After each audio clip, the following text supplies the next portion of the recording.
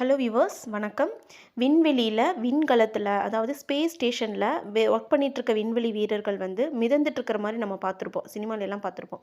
So அவங்க வந்து மிதந்துட்டுருக்காங்க அப்படின்னு நினச்சிட்ருக்கீங்களா? அந்த மிதந்துட்டுருக்காங்க அப்படிங்கிற வேர்டே தப்பு தான். அதை வந்து டெக்னிக்கலாக வந்து ஃப்ரீ ஃபால் ஸ்டேஜ், அதாவது வெயிட்லெஸ்னஸ் அப்படிங்கிறது சொல்லணும்.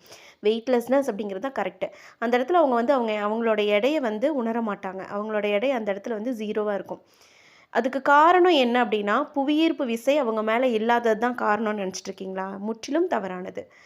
அதுக்கு காரணம் என்ன அப்படின்னா, அந்த விண்கலம் இருக்குது இல்லைங்களா, அந்த ஸ்பேஸ் ஸ்டேஷன் வந்து ஒரு ஹியூஜ் வெலாசிட்டியில் வந்து, அதாவது ஹியூஜ் ஆர்பிட்டல் வெலாசிட்டியில் வந்து சுற்றிட்டுருக்கும். இங்கிலீஷில் இதை இப்படி டெக்னிக்கலாக சொல்லுவோம். தமிழில் சொல்லணும் அப்படின்னா, மிக அதிக சுற்றியக்க திசைவேகத்தில் வந்து அது சுற்றிட்டு இருக்கிறதுனால நகர்ந்து கொண்டு இருக்குது.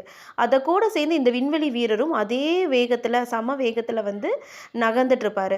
ஸோ அதனால் அவருக்கு அந்த வெயிட் வந்து அவரோட வெயிட் ஃபீல் ஆகாது. அப்படியே கீழே விழுகிற மாதிரி இருக்கும். தடையின்றி கீழே விழுகிற ஸ்டேஜில் இருப்பார். அதுக்கு பேர் தான் வெயிட்லெஸ்னஸ் அப்படின்னு சொல்லுவோம்.